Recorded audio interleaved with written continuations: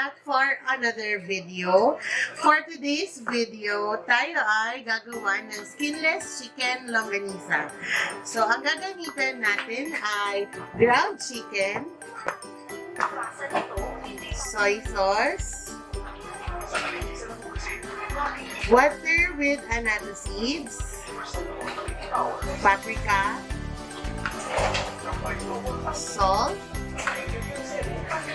black pepper powder, vinegar, garlic,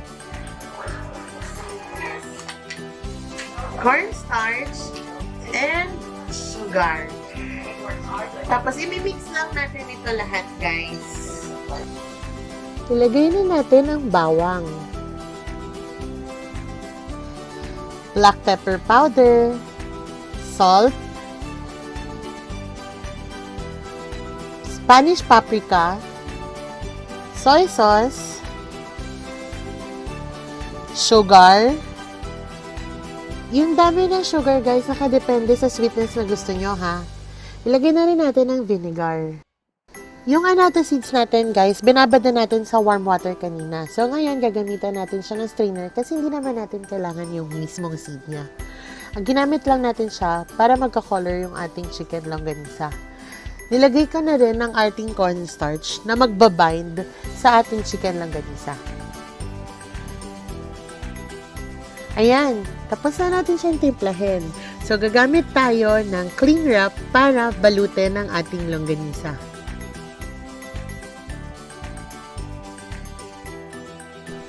Guys, yung dami ng meat na ilalagay niya sa ating wrap, nakadepende yan kung gano'n yung kalaki gusto, ha?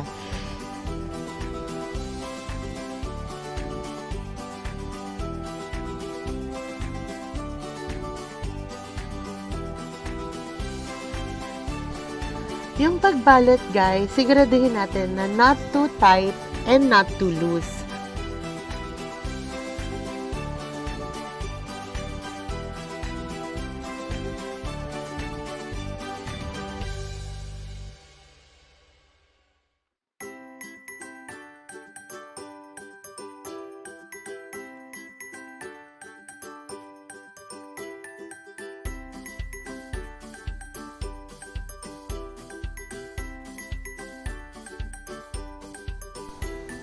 After natin siyang balutin, kailangan natin siyang ilagay sa freezer para tumigas ng konti.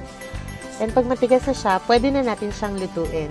Pag niluto natin, guys, pwede nating i-boil lang muna siya para mag-form muna siya bago natin tanggalin sa plastic.